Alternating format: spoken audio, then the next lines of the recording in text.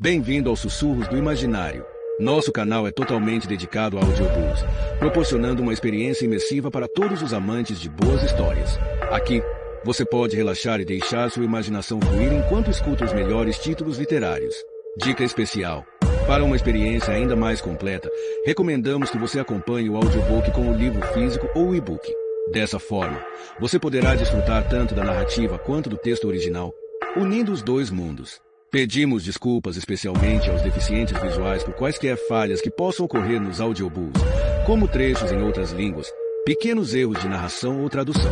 Isso acontece porque utilizamos narração sintética para manter a produção dos áudios. Queremos ouvir você. Sugira nos comentários livros que gostaria de ver aqui no canal.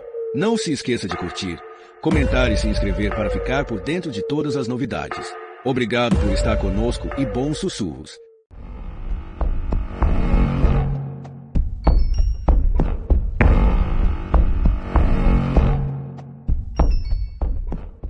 Capítulo 91.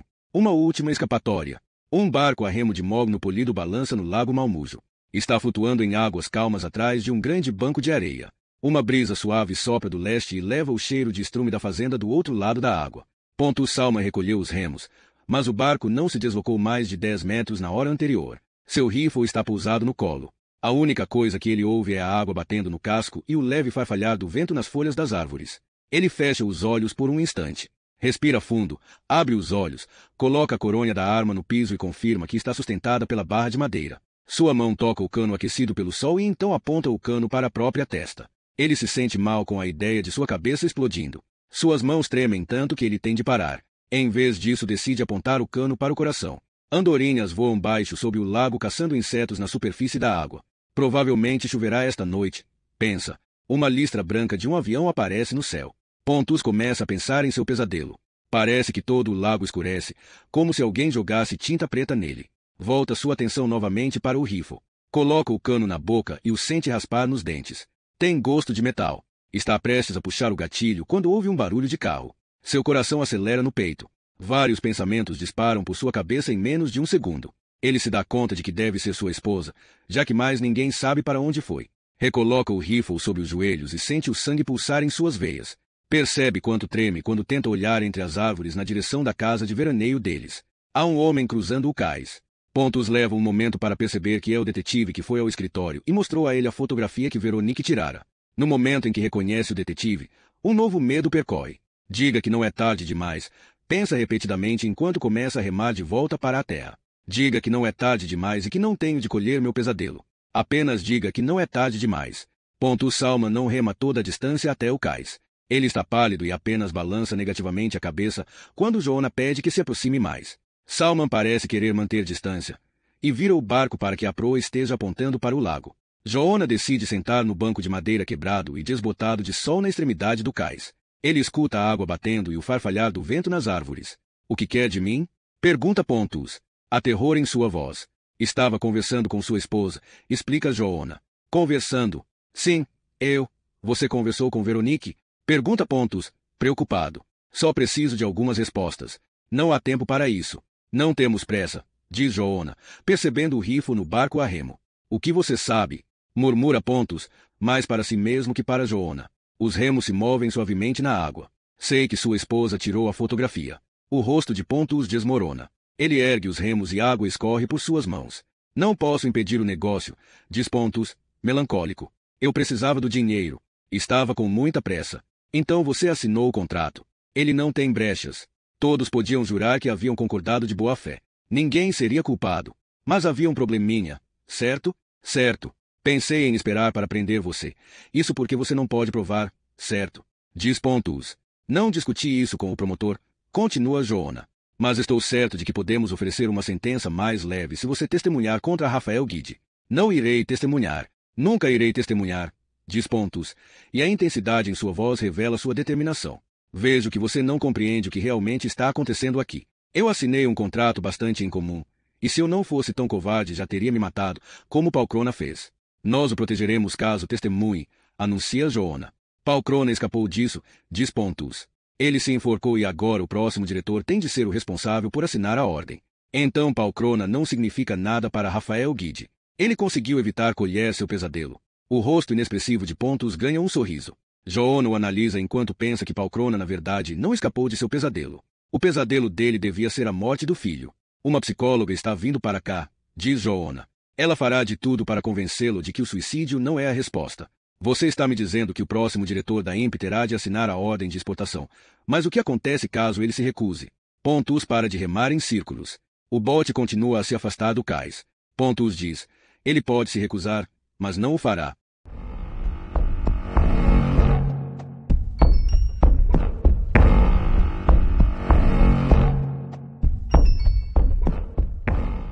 Capítulo 92. Descoberto. Axel acorda quando o telefone na mesa de cabeceira toca. Ele só conseguiu dormir já perto do amanhecer, e apenas ao lado do corpo suado de Beverly. Ele observa seu rosto jovem e pode dizer que lembra Greta, a mesma boca, os mesmos cílios. Beverly está sussurrando algo durante o sono, e rola para ficar de barriga para baixo. Axel sente o calor da ternura tomar conta dele enquanto olha aquela jovem tão pequena de partir o coração. Ele se senta na cama e estende a mão para o volume fino de A Visita da Velha Senhora, de Friedrich Dürrenmatt. Há uma batida inesperada na porta do quarto. Só um momento, diz Axel enquanto Robert entra no quarto. Achei que já estava acordado, diz o irmão de Axel. Realmente preciso de seu conselho sobre esse novo instrumento que eu. Robert vê Beverly na cama e para de repente. Axel, gagueja ele. O que está acontecendo? Beverly acorda quando ouve a voz de Robert. Ao ver Robert, se esconde sob o cobertor. Axel sai da cama e se enrola em seu hobby, mas Robert já está passando pela porta. Que vergonha! Diz Robert, suavemente. Que vergonha! Não é o que parece. Você a tem usado? Pergunta Robert, erguendo a voz. Você tem usado uma garota com doença mental? Eu posso explicar. Axel tenta dizer. Filho da puta. Diz Robert, o agarrando e tentando arrancá-lo do quarto. Axel perde o equilíbrio e derruba a luminária no chão. Robert ainda está recuando. Espere. Pede Axel. Você está errado. Eu sei o que parece, mas você está errado. Pergunte a ela. Vou levá-la à delegacia neste instante. Declara Robert. Eu nunca teria imaginado que você... Robert está tomado pela emoção e seus olhos se enchem d'água. Não sou um pedófilo, diz Axel. Você precisa me entender. Eu só preciso. Você precisa dormir com uma criança. Diz Robert. Você está usando outro ser humano que prometeu proteger. A essa altura Robert já chegou à biblioteca, Axel atrás dele. Robert se joga em um dos sofás e olha para o irmão enquanto tenta manter a voz firme. Axel, você compreende? Claro, que não tenho escolha a não ser levá-la à polícia, diz ele. Eu entendo, responde Axel. Robert não consegue mais olhar para o irmão. Ele esfrega a mão no rosto e suspira. Posso levá-la agora, diz Robert. Irei buscá-la, diz Axel, voltando ao quarto. Beverly está sentada na cama e sorri para ele enquanto enxuga as lágrimas. Vista-se, ordena Axel. Você precisa ir com Robert. Quando Axel volta à biblioteca, Robert se levanta. Ambos ficam de pé, evitando o olhar um do outro. Você deve ficar aqui, diz Robert. Certo, sussurra Axel. Beverly entra na biblioteca alguns minutos depois. Está vestindo jeans e uma camiseta. Não usa maquiagem. Então parece ainda mais jovem do que é.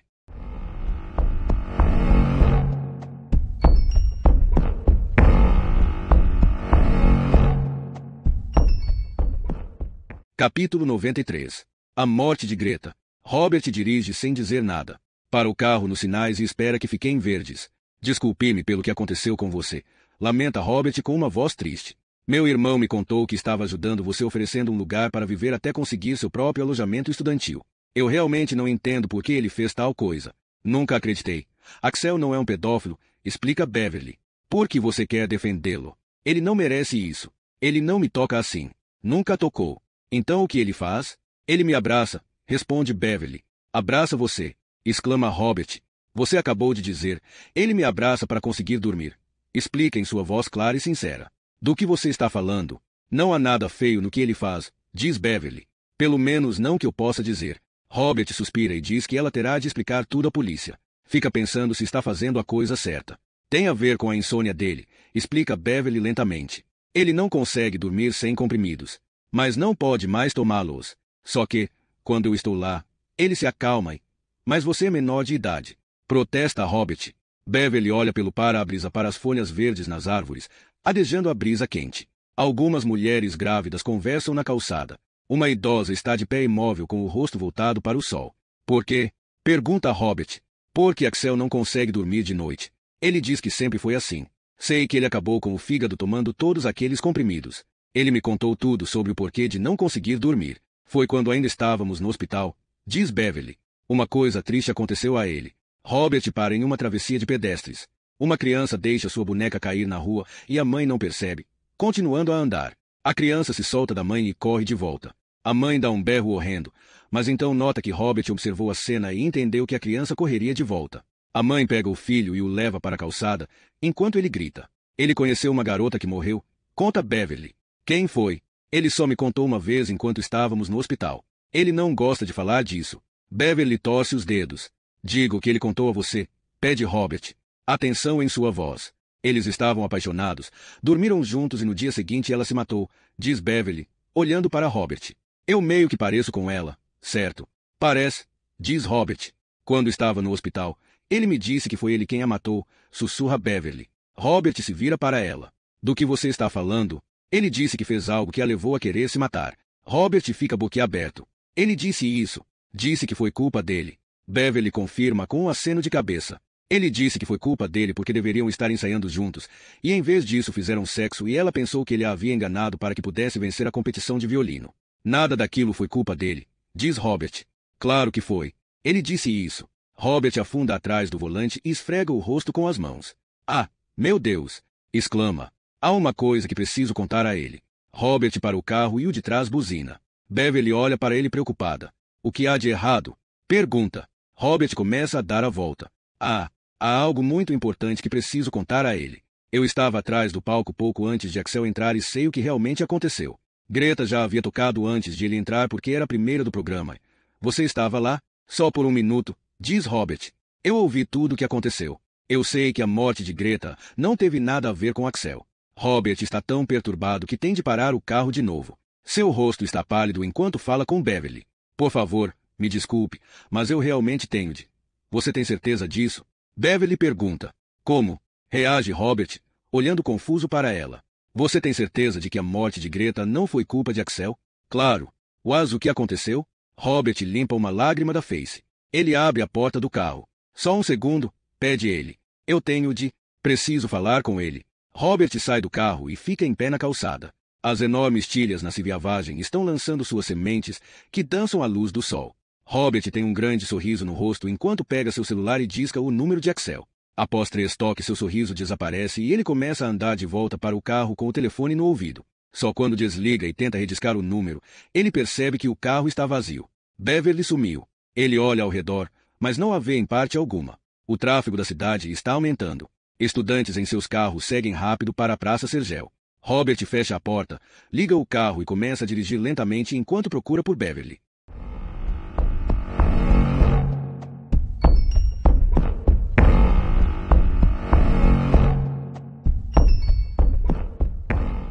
Capítulo 94. Plástico branco chacoalhando. Axel Riesen não sabe quanto tempo ficou de pé à janela. Viu Robert e Beverly saindo até sumirem de vista. Seus pensamentos voltaram ao passado. Ele se obriga a parar de lembrar, caminha até o aparelho de som e coloca o primeiro lado de The Rise and Fall of Ziggy Stardust and the Speed from Mars, de David Bowie. Aumenta o volume. Pushing through the Market Square. Axel vai até seu bar e tira uma das mais caras garrafas de uísque de sua coleção.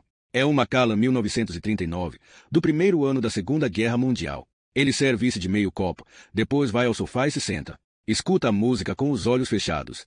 A voz jovem de Bowie e o piano descuidado. Ele sente o aroma de barris de carvalho, reservatórios pesados e adegas escuras, palha e cítricos. Ele bebe e o álcool forte queima seus lábios enquanto enche sua boca. Conservando seu sabor precioso, esse uísque tem esperado décadas, gerações, mudanças de governo, guerra e paz. Agora Axel pensa que talvez o que acabará de acontecer fosse algo bom. Talvez Beverly finalmente conseguisse a ajuda de que precisa. Sente um impulso repentino de ligar para o irmão e lhe dizer que o ama, mas franze o senho com o pensamento patético. Ele não vai se matar.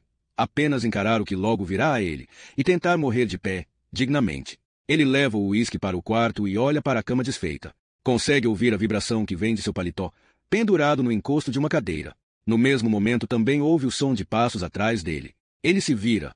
Ah, é você, Beverly, diz, surpreso. O rosto dela está sujo e ela segura uma bola branca de dente de leão na mão. Eu não queria falar com a polícia, diz ela. Onde está Robert? Eu peguei uma carona para casa, explica. Não foi difícil. Consegui uma carona logo. Por que você pegou carona? Você poderia ter sido. Não fique com raiva. Não fiz nada errado. Mas há algo muito importante que tenho de contar a você. O telefone em seu paletó começa a vibrar novamente. Só um momento, Beverly. Preciso atender, diz ele. Ele vasculha os bolsos do paletó e encontra o celular. Atende. Aqui é Axel Riesen. Uma voz que parece vir de longe diz: Alô? Alô? Repete Axel. Aqui é Rafael Guide, diz uma voz grave com sotaque inglês. Por favor, desculpe-me pelo barulho na linha. No momento estou no mar, a caminho da Letônia. Temo que assim que chegarmos ao Báltico percamos totalmente a conexão. Consigo ouvi-lo, diz Axel educadamente enquanto Beverly caminha até a cama e se senta. Vou diretamente ao ponto, diz Rafael Guide. Estou telefonando porque preciso de sua assinatura na autorização de exportação de armas. Estou pensando que o cargueiro já poderia deixar o porto agora. Axel segura o telefone junto ao ouvido. Vai para a biblioteca, mas não consegue ouvir muito mais do que própria respiração. Pensa na fotografia com Rafael Guide, Cal Palcrona, Agate Awagi e Salma. Lembra-se de como Palcrona erguia sua taça de champanhe e ria tanto que seus dentes brilhavam. Ainda está aí? Pergunta Rafael Guide entre estalos. Não vou assinar a autorização. Retruca Axel secamente e sente um arrepio na coluna. Talvez haja um modo de convencê-lo a mudar de ideia, diz Rafael Guide. Pense se não há algo que possa oferecer que ajudasse. Você não tem nada que eu queira. Acredito que possa estar errado quanto a isso. Sempre que assino um contrato eu... Axel desliga. Enfia o telefone novamente no bolso do paletó. Está tomado por desconforto, quase uma premonição, e começa a ir para o corredor que leva à escadaria. Quando olha pela janela, percebe movimento no parque, sombras entre os arbustos indo na direção de sua casa. Axel vira e olha pela outra janela, mas não vê nada. Há um clique no primeiro andar, como se um dos pequenos vidros tivesse quebrado sob o sol. Axel pensa que a coisa toda é absurda e ao mesmo tempo se dá conta do que está acontecendo. Seu corpo se enche de adrenalina, e ele se move o mais rapidamente que pode sem correr. Vai diretamente até Beverly em seu quarto. Uma luz bonita penetra pelos espaços na veneziana e pousa aos pés de Beverly. Beverly se despiu e voltou para a cama desfeita. Está com o volume de Duremat sob a barriga. Axel, diz ela. Voltei porque tenho de dar a você uma notícia realmente boa. Não fique com medo agora. Interrompe ele. Apenas faça o que eu mandar. Esconda-se embaixo da cama neste instante. Não se mova nem faça nenhum barulho. Fique aqui durante 1 hora. Beverly faz o que ele diz sem questionar. Engatinha para baixo da cama. Axel ouve pés pesados subindo as escadas. Há pelo menos 2 deles. Pensa. Os jeans e a camiseta de Beverly estão em uma cadeira. Ele os pega e joga embaixo da cama. Seu coração está acelerado e os pensamentos giram enquanto olha ao redor, sem saber o que fazer. Apanha o telefone no paletó e sai correndo do quarto para a biblioteca. Pode ouvir o som de pés no corredor também seguindo para a biblioteca. Suas mãos tremem enquanto tenta discar um número no telefone. Ouve o piso ranger quando alguém entra rapidamente na sala. Não há tempo de telefonar. Tenta chegar à janela, para poder gritar para a rua pedindo ajuda, mas alguém agarra seu pulso enquanto enfia um instrumento frio em seu pescoço. Ele não percebe que é uma arma de choque. 69.000 volts de eletricidade pulsam por seu corpo. O estalo da eletricidade pode ser ouvido na sala, mas Axel sente apenas golpes pesados, como se alguém espancasse seu pescoço com um cano de ferro. Nem sequer se ouve gritar. Seu cérebro apaga e o mundo ao redor desaparece. O homem que o atacou já tapou sua boca com fita no momento em que Axel começa a acordar. Descobre que está deitado no chão e que o corpo se sacode em espasmos. Os braços e as pernas se agitam. Uma queimadura no pescoço causa uma dor lancinante. Ele não consegue se defender. Os homens movem os braços e as pernas de Axel bruscamente para enrolá-los em plástico branco. O plástico estala suavemente e ele acredita que irá sufocar. Contudo, o ar consegue chegar até ele. Os homens prendem o plástico com fita adesiva e o levantam como se fosse um tapete. Axel tenta lutar, mas já não controla seus próprios músculos. Os 2 homens o levam escada abaixo, saem pela porta da frente e até um caminhão de lixo que está à espera.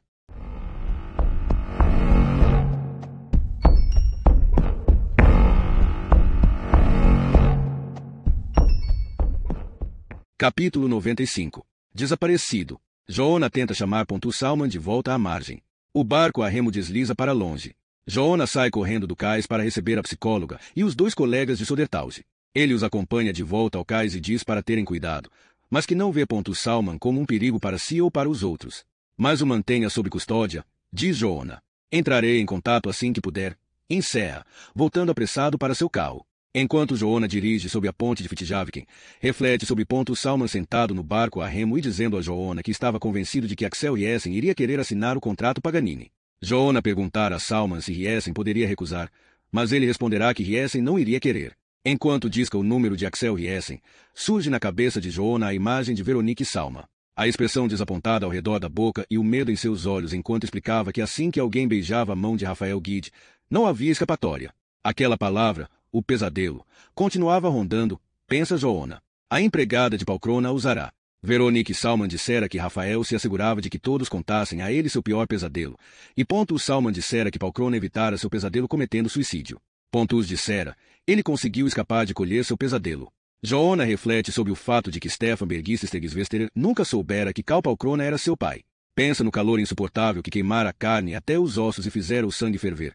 O calor que explodira o crânio do garoto. Não se pode romper um contrato Paganini nem mesmo morrendo. Joona tenta novamente falar com Axel Riessen no celular, e depois tenta o número direto da INPE. Poderia me transferir para Axel Riessen. Pede rapidamente. Lamento. Ele não pode atender no momento. Responde a recepcionista. Sou um detetive da polícia e preciso falar com ele imediatamente. Eu entendo, mas interrompa o caso esteja em reunião. Ele não está aqui, responde, elevando a voz. Ele não veio esta manhã. E não conseguimos falar com ele. Agora eu sei, diz Joona, desligando. Joona estaciona seu Volvo na Bregata em frente ao portão da mansão de Axel Riessen. A sólida porta da frente está se fechando quando se aproxima, e ele corre para tocar a campainha. A fechadura faz barulho e a porta é reaberta. Olá! Cumprimenta Robert Riessen ao ver Joona. Axel está em casa. Deve estar, mas acabei de chegar, responde Robert. Aconteceu alguma coisa. Estou tentando falar com ele. Eu também, diz Robert, e deixa Joona entrar. Eles sobem metade de uma escadaria e entram em um grande saguão dominado por um elaborado candelabro de vidro cor-de-rosa. Robert bate na porta e depois entra na residência de Axel. Ambos percorrem apressados o apartamento, em silêncio. Axel! Grita Robert. Eles olham ao redor, passando de um aposento a outro. Tudo parece normal. O aparelho de som está ligado, mas não há qualquer som, e um volume da Enciclopédia Britânica está aberto no suporte de dicionário. Sabe se ele planejava viajar? Pergunta Joona. Não, responde Robert, mas há uma estranha exaustão em sua voz. Ele faz muitas coisas estranhas. O que quer dizer com isso? Você acha que conhece alguém? E, bem, vai saber. Joona entra no quarto e olha rapidamente ao redor. Vê uma grande pintura a óleo apoiada de costas na parede e um dente de leão branco aberto colocado em um copo de uísque, e percebe uma cama desfeita e um livro. Robert já saiu do quarto e desceu correndo as escadas. Joona o segue até a grande cozinha.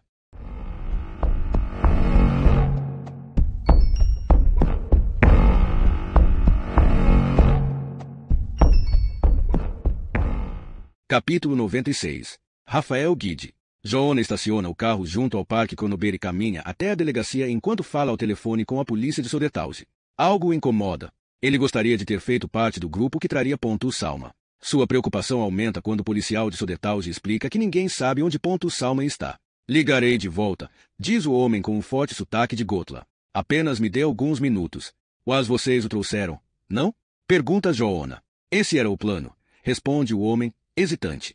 Eu fui muito claro em que ele devia ser detido. Não precisa me culpar, diz o homem.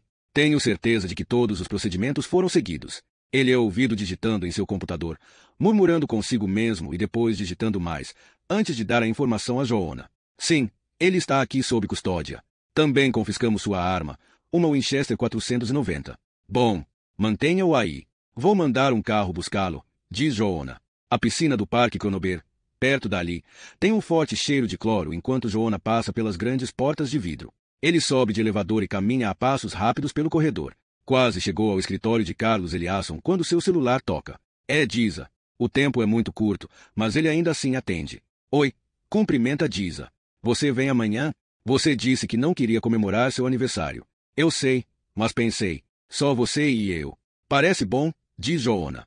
Também tenho algo importante a contar a você, explica. Certo, diz Joona, chegando à porta de Carlos. Eu, lamento, Diza, mas realmente não posso conversar. Estou indo para uma reunião importante. Eu tenho uma surpresa, diz ela. Diza, tenho de desligar agora, diz, abrindo a porta.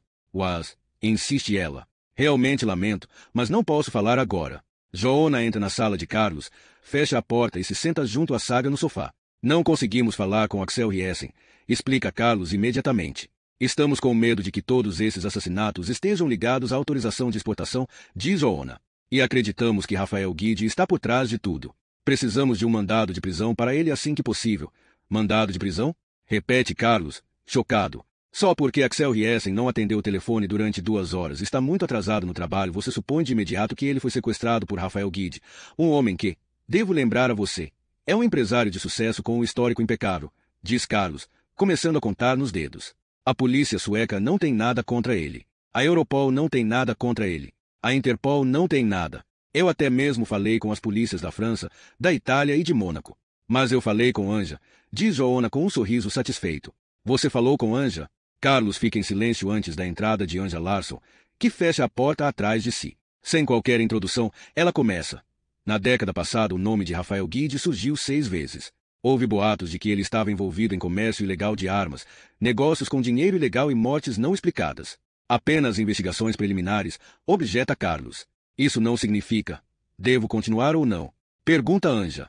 Por favor, vá em frente. Todas as suspeitas sobre Rafael Guide foram descartadas nos estágios iniciais em quase todos os casos, de modo que ele nunca foi verdadeiramente investigado. Então vocês não têm nada, conclui Carlos. Suas empresas ganharam 123 milhões de dólares na Operação Tempestade no deserto fornecendo mísseis AGM. 65 Maverick para jatos Nigal, continua Anja. Ela confere suas anotações em busca de precisão. Mas uma de suas empresas subsidiárias forneceu às forças sérvias foguetes de artilharia capazes de derrubar esses mesmos aviões na Guerra do Kosovo. Anja mostra a eles uma fotografia de Rafael com óculos de sol acobreados. Ele veste calças azuis apertadas, com uma camisa azul de aparência mais confortável por cima. Tem um sorriso largo. Está entre 2 guarda-costas, apontando para um Lamborghini Diabo cor de fumaça. A esposa de Rafael era a conhecida violinista Fiorenza Collini, diz Anja a eles. 1 ano após o nascimento de seu filho, Peter, ela recebeu o diagnóstico de câncer de mama. Passou por todos os tratamentos, mas morreu quando o filho tinha 7 anos. Ela mostra um recorte do jornal italiano La Repubblica. Fiorenza Collini leva um belo violino vermelho ao ombro, tendo atrás de si toda a orquestra do Scala. O maestro, Riccardo Muti, posa ao lado dela. Seus cabelos ondulados brilham sob os holofotes. O corpo magro de Fiorenza Collini é uma coluna cintilante em um manto de platina com brocados de prata e uma gola de cristais brilhantes. Seus olhos sorriem sob cílios grossos.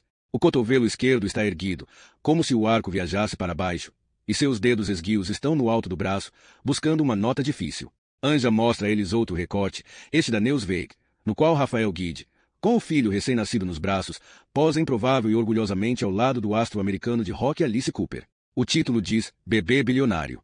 E em outro, Guide, vestindo um terno leve de cor clara, conversa com o primeiro-ministro italiano Silvio Berlusconi enquanto 3 louras em biquínis minúsculos relaxam ao lado de uma piscina de mármore rosa em forma de coração. Rafael Guide supostamente mora em Mônaco, mas se você quiser encontrá-lo terá de ir para o mar, pelo que pude determinar, diz Anja.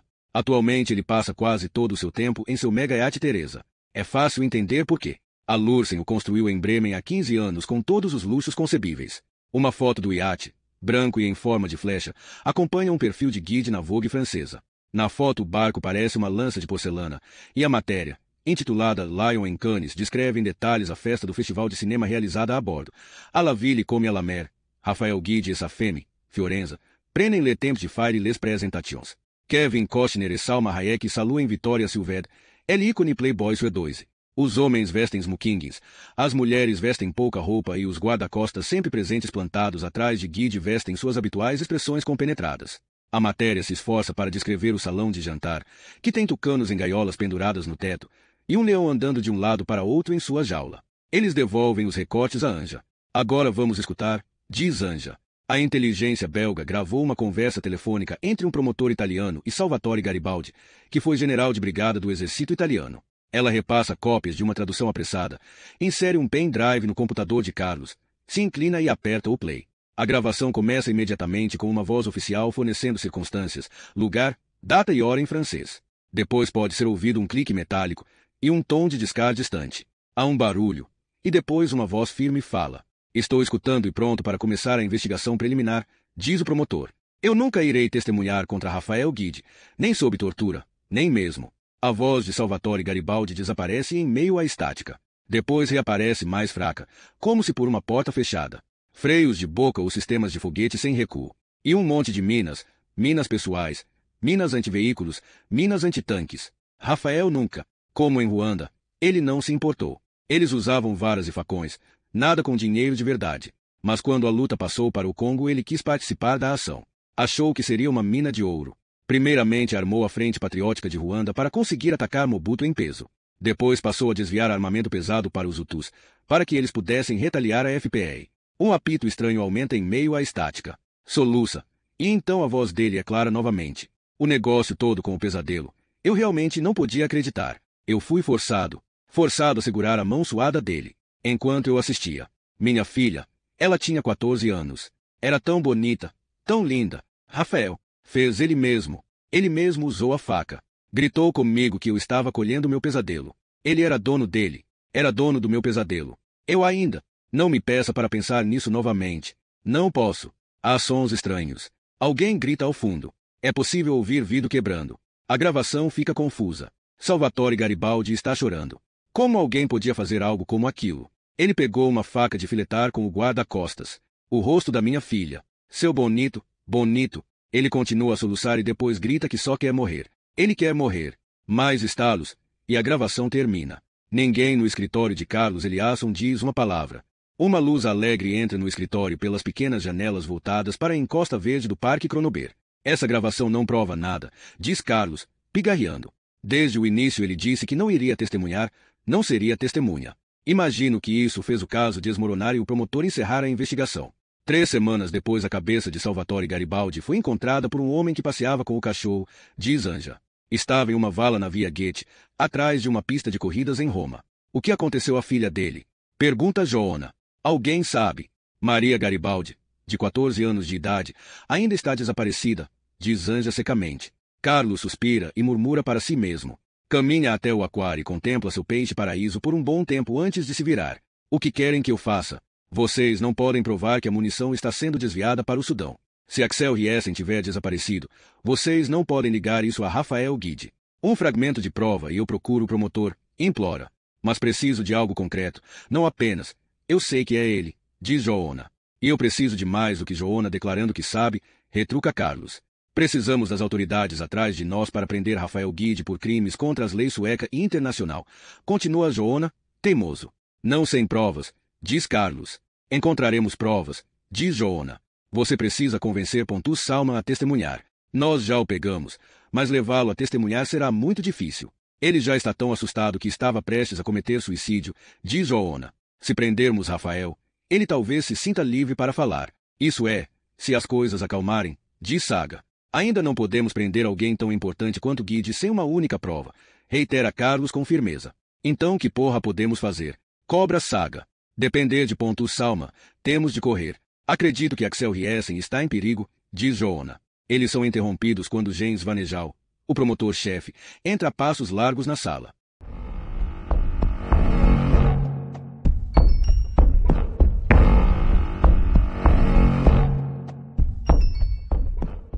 Capítulo 97. Fuga. O ar-condicionado gelou seu carro, mas não é isso que faz as mãos de Pontus Salman tremerem no volante. Ele já está cruzando a ponte para a ilha Lidingo. Uma barca para a Finlândia está deixando o cais e além de Milesgarden alguém queima folhas. Algumas horas antes ele estava em seu pequeno barco a remo de fundo chato tentando segurar um cano de rifle na boca. O gosto metálico permanece em sua língua, e ele ainda pode ouvir o som do metal arranhando os dentes. Uma mulher com um cote de cabelo punk assimétrico e azul estava correndo para o cais com o detetive. Ela o chamara gentilmente em sua voz de meia-idade para se aproximar. Tinha de contar algo importante. Usava batom vermelho brilhante. Ela o levará a uma pequena sala cinza. Descobrira que seu nome era Gunilla e era psicóloga. Falará com ele profundamente sobre o que pretendia fazer quando remara para o lago. Por que você quer morrer? Perguntou objetivamente. Na verdade, eu não quero. Responderá sinceramente, a surpreendendo. Ela ficará chocada por um momento. Depois realmente começaram a conversar. Ele responderá a todas as perguntas se convencer a cada vez mais de que não queria morrer. Em vez disso, iria fugir. E começou a planejar para onde poderia ir. Iria simplesmente desaparecer e recomeçar a vida como outra pessoa. O carro atravessara a ponte. Pontus Salman confere o relógio e sente um enorme alívio por, naquele momento, o avião de Veronique provavelmente já ter deixado o espaço aéreo sueco. Ele falará a Veronique sobre a Polinésia Francesa, e agora podia fantasiar. Ele a vê saindo do aeroporto com sua mala de rodas azul clara. Está usando um chapéu de aba larga, que precisa segurar por causa da brisa. Porque ele também não poderia escapar. A única coisa de que precisa é seu passaporte, que está na gaveta da escrivaninha. Eu não quero morrer, pensa. O Salman enquanto observa o tráfego. Ele remara para dentro do lago para não ter de colher seu pesadelo, mas simplesmente não conseguirá puxar o gatilho. Pegarei qualquer avião, pensa. Islândia, Japão ou Brasil. Se Rafael Guide realmente me quisesse morto, já teria me matado. O Salman vai até sua garagem e salta. Respira fundo para sentir o cheiro das pedras quentes sob seus pés, o cano de descarga do carro, o cheiro fresco de plantas crescendo. A rua parece abandonada com todos trabalhando, e mesmo as crianças na escola por mais alguns dias. O Salman destranca a porta e entra. Todas as luzes da casa estão apagadas e as cortinas fechadas. Ele tem de descer para pegar o passaporte no escritório, no andar de baixo, para ouvir algo estranho, como se um cobertor molhado estivesse sendo arrastado sobre um piso de ladrilhos. Veronique? Pergunta com voz engasgada. O Salman pode ver a luz da piscina dançando sobre um muro de pedra branco. Com o coração acelerado, caminha lenta e silenciosamente na direção da piscina.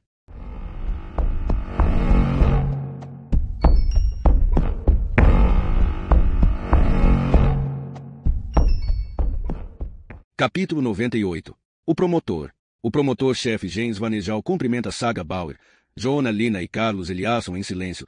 Acena para que se sentem, depois senta ele mesmo. O material que Anja Larsson reuniu está espalhado sobre a mesa de centro à sua frente. Svanejal toma um gole de seu café de soja e olha para a foto no topo da pilha antes de se virar para Carlos. Vocês terão dificuldade para me convencer, anuncia. Mas conseguiremos, diz Joanna com um sorriso. Go ahead and make my day, responde o promotor em inglês. Svanejal parece um garotinho vestindo as roupas do pai. Seu pescoço é fino, sem pomo de Adão aparente, e seus ombros estreitos são caídos, embora vista um terno bem cortado. Isso é complicado, diz Saga. Mas tememos que Axel Riesen, da INPE, tenha sido sequestrado como parte do massacre que está acontecendo há alguns dias. O telefone de Carlos toca, então ela para. Desculpem-me, diz a eles, depois rosna no interfone. Disse a você que não podia ser perturbado. Ele escuta a voz por um momento, depois pega o telefone do escritório. Aqui é Carlos Eliasson. Ele escuta e então suas bochechas ficam rubras. Ele murmura que entende, agradece ao interlocutor e desliga. Lamento, diz Carlos. Não é nada, diz James Vanejal educadamente. Quer dizer, lamento que tenha incomodado todos vocês com esta reunião. Diz ele. Era a secretária de Axel Riesen ligando da INPE. Estive em contato com ela a manhã toda. E ela acabou de receber um telefonema de Axel Riesen. Então ela disse que não foi sequestro? Pergunta James Vanejal, sorrindo. Ele está no iate de Rafael Guide acertando os detalhes finais da autorização de exportação. Joanna e Saga trocam olhares. Estão felizes agora? Pergunta o promotor, afável. Aparentemente Axel Riesen solicitou uma reunião com Rafael Guide. Carlos diz a eles. Ele teria falado conosco antes, diz Saga, teimosa. A secretária diz que passaram o dia inteiro no barco para acertar diferenças. Ele diz que o negócio já está muito atrasado e provavelmente mandará a sua assinatura por fax para a INPE esta noite. Ele vai autorizar? Pergunta Saga, levantando-se de repente. Isso mesmo, diz Carlos, sorrindo. E os planos dele para depois? Ele fez planos? Pergunta Joanna. Ele estava. Começa Carlos, se interrompendo e franzindo o senho para Joanna. Por que você acha que ele iria planejar algo especial depois dessa reunião? Pergunta ele. Mas... Sim, a secretária me disse que ele planejava pegar um veleiro Forgus emprestado com Rafael Guide para um longo passeio pelo litoral até Kaliningrado. Parece maravilhoso, diz James, se levantando para partir. Idiotas, diz Saga, chutando a cesta de lixo. Vocês têm de entender que ele foi obrigado a dar aquele telefonema. Vamos nos comportar como adultos, diz Carlos. Ele se curva para pegar a cesta e o lixo espalhado. Então nós terminamos aqui, não é? Pergunta Svanejal em voz baixa. Axel Riesen é prisioneiro no barco de Rafael Guide, diz Joanna em voz igualmente baixa. Mas suas palavras são duras como pedra. Precisamos da autorização para ir lá e pegá-lo. Talvez eu seja realmente obtuso, mas não vejo razão alguma para agir. James Vanejal diz a eles, e sai da sala calmamente. Eles observam fechar a porta descontraidamente ao sair. Lamento por ter perdido a calma, diz Saga, se desculpando com Carlos. Mas isso não faz sentido. Axel estava determinado a nunca assinar essa autorização. Ao menos não espontaneamente. Saga, eu coloquei 2 advogados neste caso, explica Carlos. Eles só encontraram um negócio de exportação absolutamente legítimo que a Silencia Defense preparou. Garanto a você que passaram um pente fino nele. Mas temos uma fotografia na qual Palkrona e Salman se reúnem com Rafael Guide e Agathe Al-Agi para. Sei de tudo isso, Carlos se apressa em dizer. Mas não podemos provar nossa suspeita. Uma simples fotografia não é o bastante. Então vamos simplesmente ficar sentados e ver esse navio deixar a Suécia com munição que sabemos ser destinada ao Sudão. exclama Saga, indignada. Tragam o Salman aqui, responde Carlos. Tragam-no para testemunhar contra Rafael Guide. Ofereçam o que quiserem a ele desde que concorde em ser testemunha. E se ele se recusar? Pergunta Saga. Então não há nada que possamos fazer. Na verdade, temos outra testemunha, diz Joona com suavidade. Gostaria de conhecê-la. Cobra Carlos, cético. Só precisamos trazê-la antes que seu corpo afogado seja encontrado no mar no litoral de Kaliningrado. Você não vai conseguir as coisas do seu jeito desta vez, Joona, diz Carlos, parecendo recuar. Sim, eu vou. Não, não vai. Sim, eu realmente vou, diz Joona, sem ceder 1 milímetro. Carlos olha triste para Joona. Nunca iremos convencer o promotor disso, diz após algum tempo. Mas como eu não posso passar o restante de minha vida sentado aqui dizendo não enquanto você diz sim. Ele suspira, pensa por um momento e diz: vou dar a você permissão para procurar por Axel Riesen em seu papel habitual de consultor. Simplesmente precisamos verificar a segurança dele. Joona precisará de apoio, diz Saga. Esta não é uma operação policial de verdade, explica Carlos.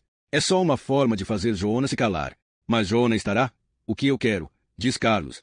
O que eu realmente quero é que você, Saga, traga o Salman para cá de Sodertalje, como já pedi. Se ele puder nos dar um caso sem brechas, poderemos ir atrás de Rafael Guide com tudo o que temos. Não há tempo para isso, diz Joona, começando a caminhar na direção da porta. Vou pegar pontos, concorda Saga. E Joona, o que você? Vou dar um pulo no Rafael e bater um papinho com ele, responde Joona saindo da sala.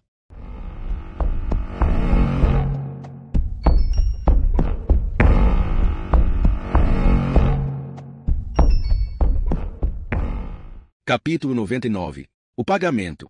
Após ter ficado apertado na mala de um carro, Axel está rígido quando finalmente pode sair.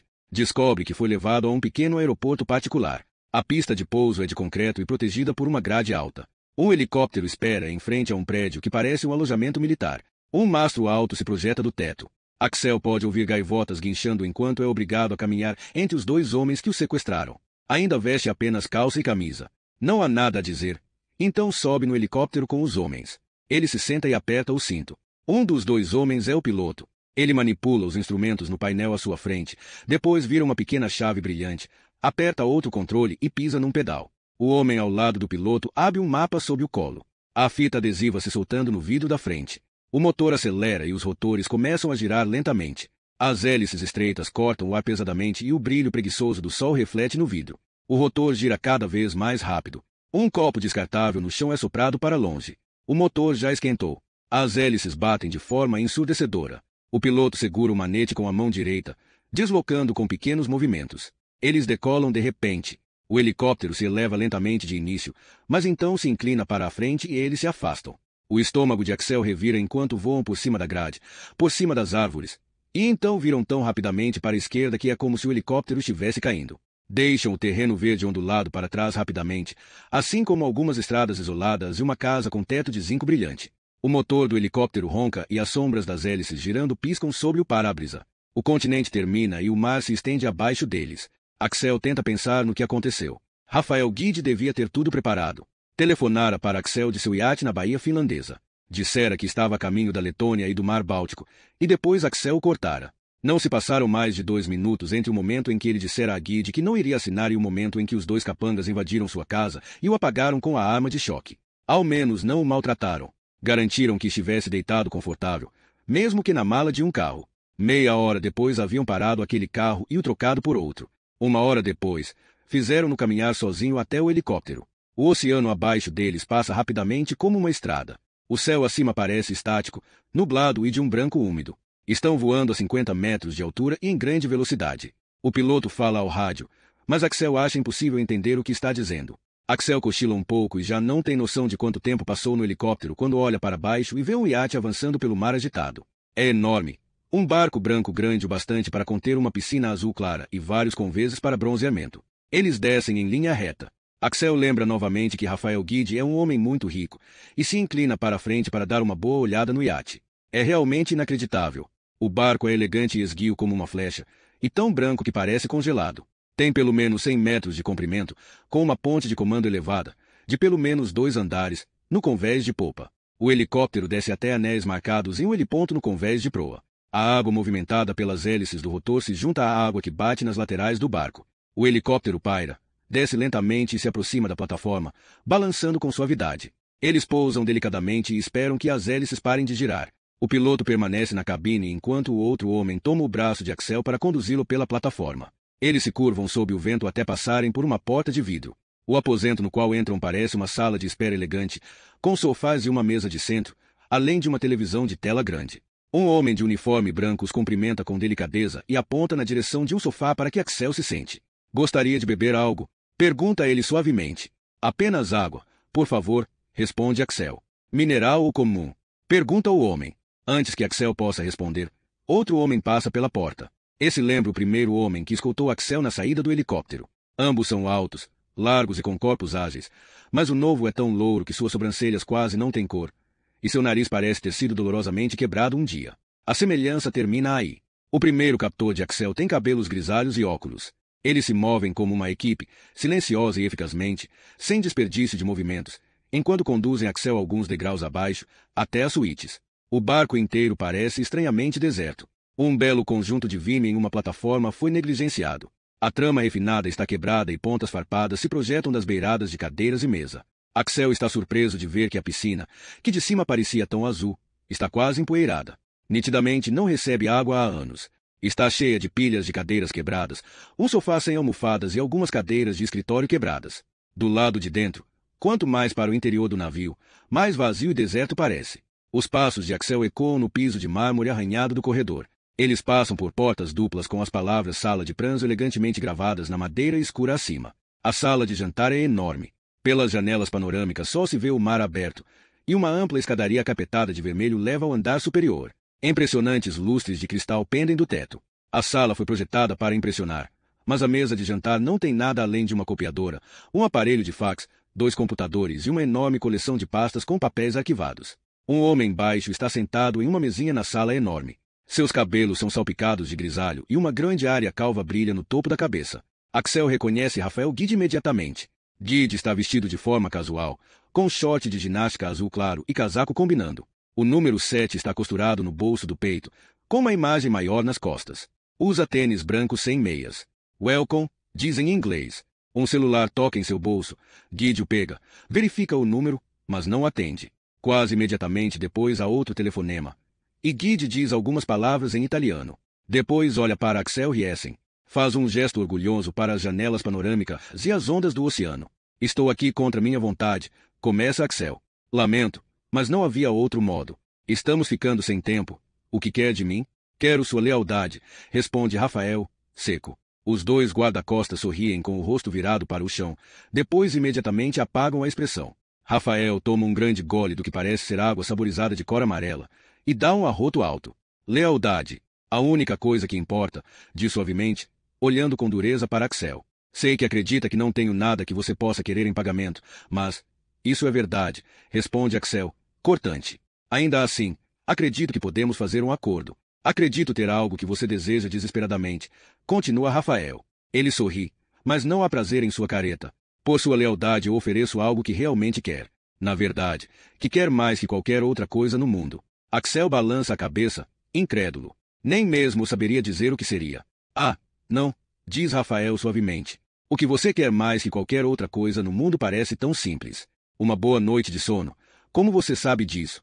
Pergunta Axel, engasgando, depois se interrompendo assim que vê o olhar frio e calculista de Rafael. Então já sabe que tentei todas as formas possíveis, diz Axel lentamente. Rafael faz um gesto de indiferença. Você receberá um novo fígado. Estou há anos na lista de doadores, diz Axel com um sorriso involuntário.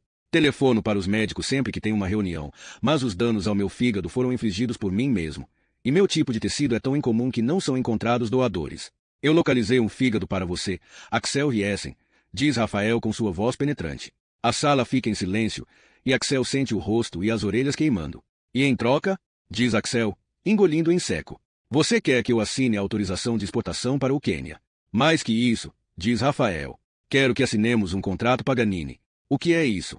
Não há pressa. Haverá tempo para pensar. É uma decisão importante. Mas, antes que decida, quero que examine todas as informações que reuni sobre esse doador de órgãos em particular. Os pensamentos disparam pela cabeça de Axel a toda velocidade.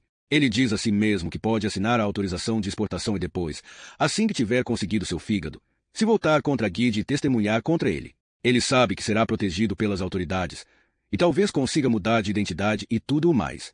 Mas será capaz de dormir novamente. Por que não comemos alguma coisa? Pergunta Rafael. Estou com fome. Você não? Talvez. Mas antes de comermos, por favor, ligue para sua secretária na INPE e avise que está aqui.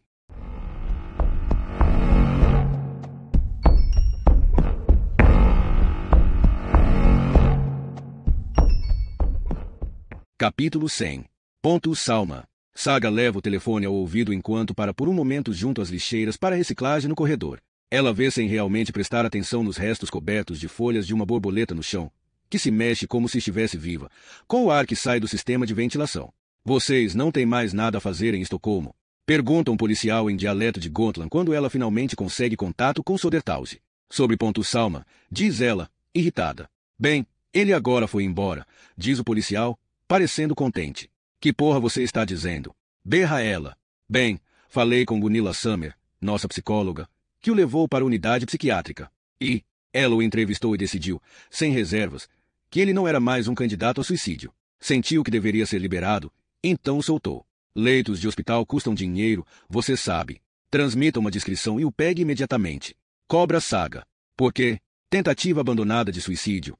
Apenas se preocupe em encontrá-lo. Saga rosna e desliga. Ela está correndo na direção dos elevadores quando Goran Stone se coloca na frente dela e bloqueia a passagem com os braços esticados. Então você quer fazer Salman falar com você, certo? Provoca ele. Certo.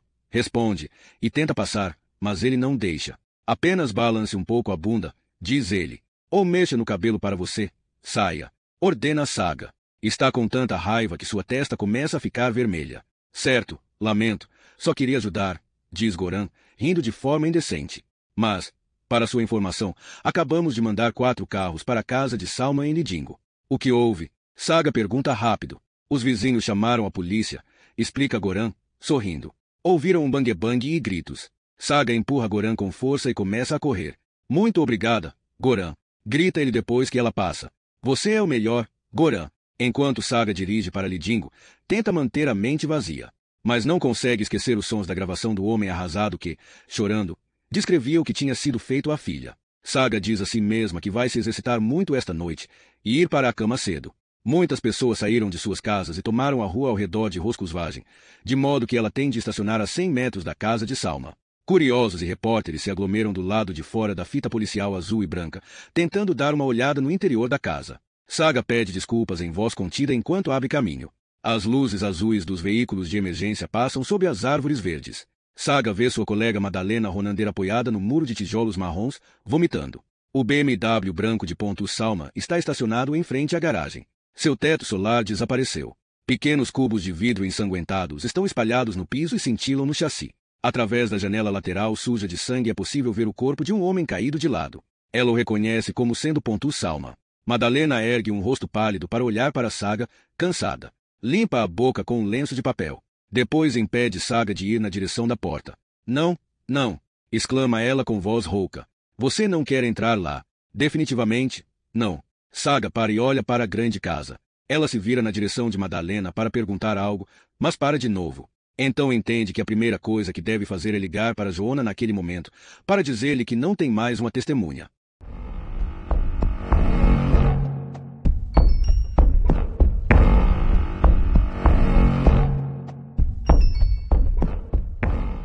Capítulo 101. A garota que colhe dente de leão. Joona está correndo pelo saguão de desembarque do aeroporto Helsinki-Vantaa, na periferia de Helsinki, quando seu telefone toca. Saga, o que houve? Salma está morto. Foi encontrado em seu carro do lado de fora de casa. Parece que atirou em si mesmo. Joona sai do prédio do aeroporto e chama um táxi. Orienta o motorista a ir para o porto enquanto se esparrama no banco de trás. O que você disse? Pergunta Saga. Nada, responde Joona. Não temos mais uma testemunha, diz Saga, ansiosa. Que porra vamos fazer agora? Ainda não sei, responde Joona. Ele fecha os olhos por um instante. Sente o balanço do carro ao seu redor, suave e calmante. O táxi deixa o aeroporto para trás e acelera para entrar no tráfego da autoestrada. Você não pode ir ao barco de Rafael sem reforço, afirma Saga. A garota, diz Joona de repente. O quê? Há uma garota. Axel Riesen estava ensinando violino a ela, diz Joona, e abre os olhos cinzentos. Talvez ela tenha visto algo. Por que você acha isso? Havia um dente de leão no copo de uísque. De que porra você está falando? Tente encontrá-la. Ordena Joanna e desliga o telefone. Ele recosta no banco e relembra a imagem de Axel de pé com o violino enquanto a garota ia na direção dele com um buquê de dentes de leão. Depois pensa na bola de dente de leão com sua haste caída sobre a borda do copo de uísque no quarto de Axel. Ela esteve em uma parte muito íntima da casa. Talvez tenha visto algo. Joanna sobe a bordo do navio da guarda costeira finlandesa Kirkko, que a marinha finlandesa adquiriu da guarda costeira sueca 6 anos antes. Enquanto aperta a mão do capitão do navio, Pasi Hannikko, lembra-se de Lennart Johansson em Dalarö, aquele que adorava surfar e chamava a si mesmo de Lance. Assim como Lance, Pasi Hannikko é um homem jovem e bronzeado, com olhos azul claros. Diferentemente de Lance, porém, Pasi leva seus deveres muito a sério. É evidente que aquela corrida inesperada além de águas finlandesas o está perturbando. Essa situação não me agrada, diz Pasi Hannikko franzindo o senho. Mas meu chefe é amigo do seu chefe. E aparentemente isso basta. Espero conseguir algo do promotor antes de chegarmos lá, diz Joanna contemporizando enquanto sente a vibração do navio se afastando do cais e deslizando pela água suavemente. No segundo em que você conseguir seu mandado de prisão, entrarei em contato com o FNS Anko. É um barco de patrulha com 20 oficiais e 6 soldados, diz, apontando um blip no radar. Pode chegar a 35 nós e não levará mais de 20 minutos para nos alcançar. Isso é bom. O iate de Rafael Guide passou por Dago e agora está fora das águas territoriais da Estônia. Espero que você tenha consciência de que não podemos abordar um barco em águas estonianas, a não ser em caso de emergência ou se atividade criminosa explícita for observada. Tenho consciência disso, diz Joanna. O barco deixa o porto com os motores roncando.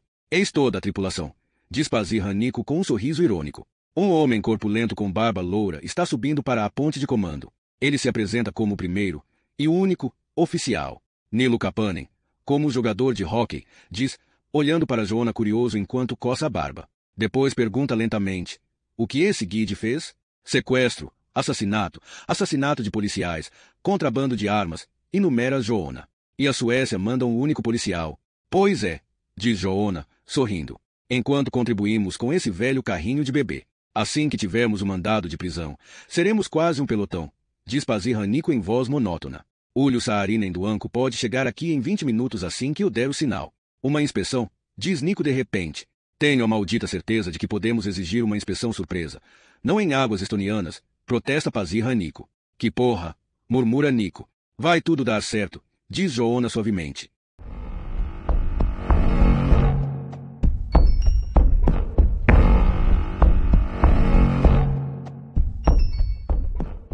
Capítulo 102. Virando a imagem. Axel Riesen está deitado totalmente vestido em uma cama na cabine de 5 aposentos que recebeu no mega iate de Rafael Guide. A seu lado há uma pasta com informações completas sobre um doador de fígado, um homem em coma após uma operação mal sucedida. Todos os dados são perfeitos. O tipo de tecido corresponde exatamente ao de Axel. Axel se concentra tanto no teto que se assusta com uma batida na porta. É o homem de uniforme branco. Jantar. Eles passam juntos por uma área de spa. Axel vislumbra camas verdes baixas cheias de garrafas e latas vazias. Toalhas enroladas em plástico ainda estão empilhadas em prateleiras de mármore branco, e ele consegue identificar uma academia de ginástica por trás de portas de vidro fosco que garantem a privacidade. Uma porta dupla de superfície metálica fosca se abre deslizando quando passam pela sala de relaxamento com carpete bege do chão ao teto, sofás e cadeiras, além de uma pequena mas sólida mesa de calcário polido. A iluminação é estranha. Pontos de luz e sombra deslizam por paredes e piso. Axel ergue os olhos e se dá conta de que estão abaixo da enorme piscina do iate. O fundo da piscina é feito de vidro, e Axel pode ver um monte de lixo e móveis quebrados delineados por um céu branco. Rafael Guide está sentado em um dos sofás. Veste o mesmo short de ginástica de antes, mas agora com uma camiseta branca esticada na barriga. Dá um tapinha no assento ao seu lado e Axel obedientemente vai até lá e se senta. Os dois guarda-costas permanecem atrás de Guide como duas sombras. Ninguém diz nada. O telefone de Rafael Guide toca. Ele atende e tem uma longa conversa. Em pouco tempo o homem de branco entra empurrando um carrinho de serviço. Sem um ruído, ele coloca 2 lugares na mesa de calcário com pratos, prataria e taças, com grandes travessas de hambúrgueres grelhados, pão, batatas fritas, uma garrafa de ketchup e uma enorme garrafa plástica de Pepsi. Rafael continua a conversar sem sequer olhar para a comida. Sua voz é monótona e embotada enquanto discute o que parecem detalhes de velocidade de produção e logística. Ninguém diz uma palavra. Todos esperam pacientemente. 15 minutos depois Rafael Guide encerra sua ligação e olha calmamente para Axel Riesen. Então começa a falar em um tom suave. Talvez queira uma taça de vinho agora. Oferece. Já que em alguns dias terá um fígado novo. Reli muitas vezes o material sobre o doador, diz Axel. Está maravilhosamente em ordem. Estou impressionado. Tudo parece perfeito. Há uma coisa interessante sobre desejo, começa Rafael, como se não tivesse escutado as palavras de Axel. Um desejo que você quer mais do que qualquer outra coisa no mundo. Eu mesmo gostaria que minha esposa estivesse viva hoje e pudéssemos estar juntos de novo. Entendo, murmura Axel. Mas eu tenho um hábito peculiar. Gosto de ver o desejo equilibrado pelo seu oposto, diz Rafael. Ele pega um hambúrguer e um punhado de batatas fritas. Depois passa a travessa para Axel. Obrigado, diz Axel automaticamente. O desejo está de um lado da balança, continua Rafael. O pesadelo está do outro. O pesadelo, quero dizer, vivemos nossa vida com muitos acessórios exteriores, enquanto do lado de dentro temos profundos anseios não realizados que desejamos e também pesadelos que nunca se tornam realidade. Talvez, sim, diz Axel. Você deseja desesperadamente ser capaz de dormir de novo, algo muito bom, mas qual? E aqui estou falando do outro lado da balança. Qual é o seu pior pesadelo? Eu realmente não sei, diz Axel com um sorriso, erguendo as sobrancelhas. O que você teme? Pergunta Rafael enquanto coloca sal em suas batatas fritas. Doença? Morte. Principalmente dor. Claro, todos temem a dor. Concordo com você nisso, diz Rafael. Mas no que me diz respeito, meu pior pesadelo, como comecei a me dar conta, diz respeito a meu filho. Ele logo estará crescido, e temo que se afaste de mim e siga a própria vida. Então, solidão? Sim, acredito que sim, diz Rafael. Solidão total é meu pior pesadelo. Bem, eu já estou só, diz Axel. Então a pior coisa já aconteceu a mim. Não diga isso, brinca Rafael. Não, o que eu temo? Ah, bem, não vamos falar sobre isso. O quê? Estimula Rafael. Esqueça, eu realmente não quero falar. Você teme ser a razão pela qual uma jovem cometeu suicídio há tantos anos, diz Rafael, e coloca algo sobre a mesa. Sim. E quem poderia pensar em suicídio hoje? Pergunta Rafael em voz baixa. Beverly, sussurra Axel, e vê que o que Rafael colocou na mesa em frente a ele é uma fotografia. Está virada para baixo.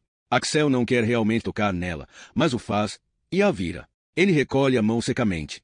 O rosto pensativo de Beverly é claramente visível à luz do flash da câmera. Ele olha para a fotografia, quase com o medo extremo de entender seu significado. É um aviso. A fotografia foi tirada alguns dias antes, dentro de sua casa, na cozinha, no dia em que Beverly tentou tocar violino e depois saiu para procurar um vaso para seu buquê de dentes de leão.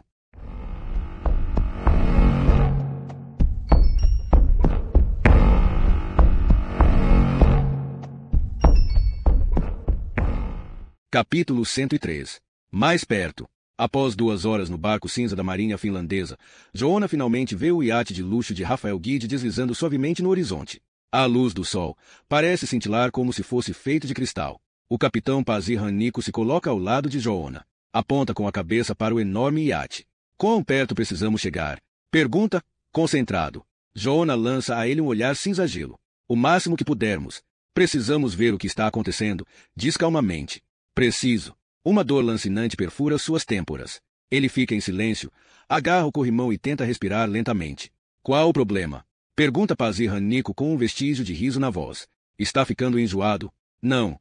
A dor atravessa sua cabeça mais uma vez e ele agarra com força o corrimão. Seu remédio está fora de questão, mesmo que ajudasse. Ele não pode perder a concentração. Não pode aceitar a exaustão que produziria. O vento do deslocamento resfria as gotas de suor que surgem na testa de Joanna. Ele pensa no olhar de Disa e em seu rosto sério e sincero. O sol bate na superfície ondulada do mar, e em sua mente ele pode ver a coroa nupcial. Ela brilha em sua vitrine no museu nórdico. As pontas trançadas cintilam. Ele pensa no cheiro de flores do campo e em uma igreja que foi decorada com folhas para um casamento no verão. Seu coração bate com tanta força em seus ouvidos que ele não consegue ouvir o capitão falando. O que você disse? Joanna olha confuso para Pazir Hannico ao lado dele, e depois para o enorme iate branco.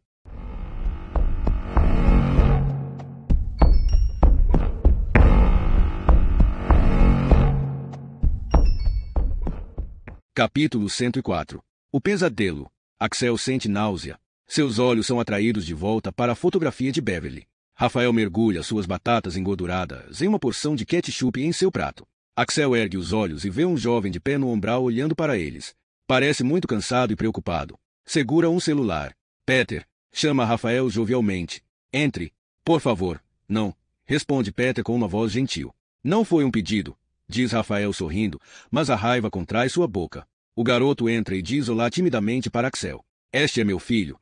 Apresenta Rafael como se estivessem em um jantar festivo normal. Olá, diz Axel em seu tom amigável habitual. Um dos homens do helicóptero está agora de pé junto ao bar. Joga amendoins para um cachorro alegre e mal cuidado. Seus cabelos grisalhos parecem metálicos, e seus óculos brilham de modo a se parecerem brancos. Castanhas fazem mal a ele, censura Peter fracamente. Quando o jantar tiver terminado, você poderia trazer seu violino? Pergunta Rafael em uma voz de repente cansada. Nosso convidado se interessa por música. Peter confirma com um gesto de cabeça. Ele é muito branco. Há uma camada de suor em seu rosto, e as olheiras são quase roxas. Axel tenta sorrir. Que tipo de violino você tem? Peter dá de ombros. É bom demais para mim. É um Amati que pertenceu à minha mãe. Ela era musicista. Um Amati? Qual você considera melhor? Interrompe Rafael. Amati ou Stradivarius? Depende de quem está tocando, responde Axel. Você é sueco? Diz Rafael. Há 4 violinos feitos por Stradivarius que estão hoje na Suécia. Mas nenhum deles foi tocado por Paganini, e imagino. Acredito em você, diz Axel. Eu coleciono instrumentos de corda que ainda conseguem lembrar como. Não, ele se interrompe. Deixe-me reformular isso. Se esses instrumentos são usados corretamente, você é capaz de ouvir o anseio e a tristeza de uma alma perdida. Percebo, diz Axel, sem se comprometer. Estou certo de que as pessoas escutem esse sofrimento quando assinamos um contrato, diz Rafael, sorrindo sem alegria. Nós nos reunimos, escutamos música, ouvimos aquela única voz sofrida, e então assinamos o contrato. Apenas no ar. Nossos desejos e nossos pesadelos se tornam parte do contrato. Eu chamo isso de contrato Paganini. Entendo. Mesmo. Reage Rafael, sorrindo. É um contrato para além da morte. Você não pode se libertar dele. Mesmo um homem que recorra ao suicídio deve entender que seu pior pesadelo se tornará realidade. Eu o possuo, mas ele colhe seu pesadelo. O que quer que eu diga? Pergunta Axel. Só estou dizendo. Considere que esse contrato não pode ser rompido. E eu? Como dizer? Pergunta-se, hesitando. Não seria bom para meus negócios se você me confundisse com um homem gentil. Rafael vai até a enorme televisão instalada na parede. Pega um DVD reluzente em um bolso do short, tira do estojo, o desliza para dentro do aparelho. Peter senta-se na beirada do sofá. Olha para os outros homens na sala sem erguer a cabeça. Ele tem uma cor muito pálida e membros finos, com um rosto sensível que parece revelar todas as emoções. Sua compleição não lembra de modo algum o corpo largo e compacto do pai. A imagem tremula na tela, que então é tomada por faixa cinza. Axel sente um medo nas entranhas enquanto vê 3 pessoas saindo da porta de uma casa de tijolos. Ele reconhece 2 delas imediatamente, o detetive inspetor Joanna Lina e Saga Bauer. A terceira pessoa é uma mulher com traços latino-americanos. Axel vê Joanna Lina pegar um celular e fazer uma ligação. Ele não parece ser atendido. As 3 pessoas têm expressões fechadas e sérias enquanto entram em um carro e partem. A câmera se desloca tremendo para a porta. Ela é aberta, a luz desaparece e então a câmera se ajusta automaticamente à escuridão. Há 2 malas grandes no corredor. A câmera avança para a cozinha, depois vira à esquerda e desce escadas, passando por um corredor ladrilhado, finalmente chegando a uma sala com piscina. Uma mulher em traje de banho está descansando em uma cadeira ao lado da piscina, e outra, com os cabelos em um elegante cote-pagem, entra e fala ao telefone. A câmera recua furtivamente e espera o fim do telefonema, escondida até que ela termine. Então avança novamente. São ouvidos passos, e a mulher com o telefone volta seu rosto cansado e infeliz para a câmera e fica rígida. Uma expressão de medo passa por seu rosto. Eu realmente não quero mais ver isso, papai, diz o filho em sua voz educada. Ora, só está começando, retruca Rafael, e o garoto não se move. A TV escurece por um momento porque a câmera foi desligada. A imagem volta pouco depois, balança e se estabiliza quando a câmera é colocada em um tripé. As 2 mulheres estão sentadas no chão encostadas na parede de azulejos. Ponto Salma as encara, sentado em uma cadeira, mas seu corpo se contorce e ele respira rápido. A hora na câmera mostra que a gravação foi feita menos de 1 hora antes. Um homem vestido de preto com o rosto coberto por uma máscara de esquiador caminha até Veronique e vira seu rosto para a câmera.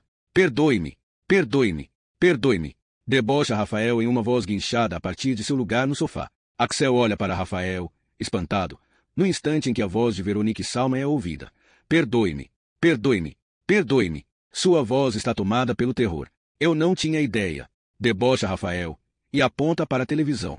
Eu não tinha ideia. Súplica Veronique. Eu tirei a fotografia, mas não queria ferir ninguém. Eu não sabia como estava sendo idiota, só pensei que... Você tem de escolher, diz o homem com máscara de esquiador. No joelho de quem devo atirar? Sua esposa ou sua irmã? Por favor, não faça isso, sussurra Pontus. Em quem devo atirar? Repete o homem. Minha esposa, sussurra Pontus. Sua voz é quase inaudível. Pontus, por favor, súplica a esposa. Por favor, não deixe ele. Pontus começa a soluçar aguda e penetrantemente. Vai doer quando eu atirar nela, alerta o homem. Não deixe ele atirar em mim.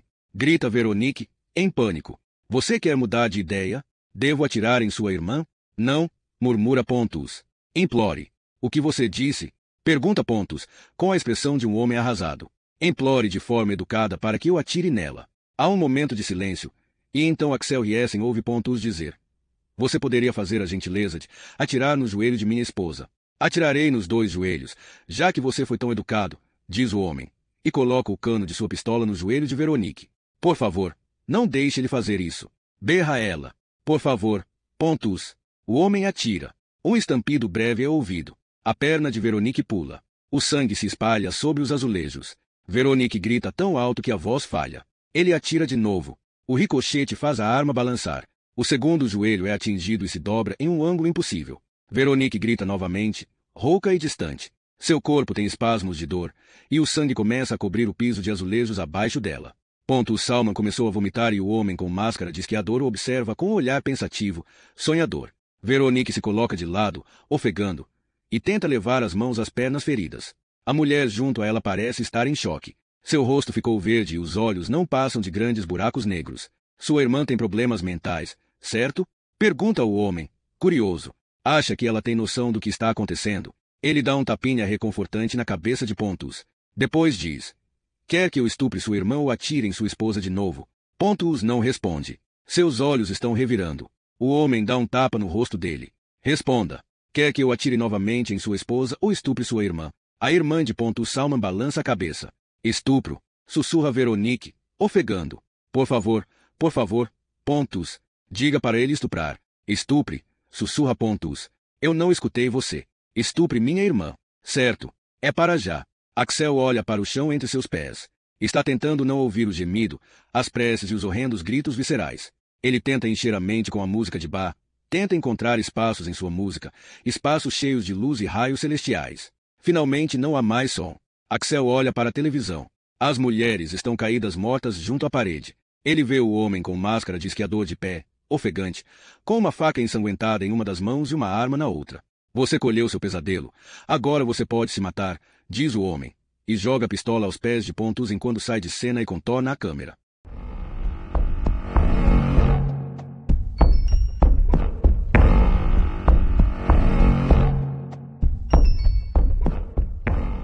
Capítulo 105. A testemunha. Saga Bauer deixa Madalena Ronander e passa por cima da fita policial. Mais curiosos apareceram, além de uma van da televisão sueca. Um policial uniformizado está tentando abrir espaço na multidão para a passagem de uma ambulância. Saga deixa tudo isso para trás e vai por um caminho de pedra até o jardim de alguém, passando por um pé de jasmim. Continua andando cada vez mais rápido, depois começa a correr de volta ao carro. A garota, Joanna, dissera ao telefone. Você precisa encontrar a garota. Há uma garota que mora com Axel Jessen. Ele a chamou de Beverly Anderson. Pergunte a Robert, o irmão dele. A garota tem uns 15 anos.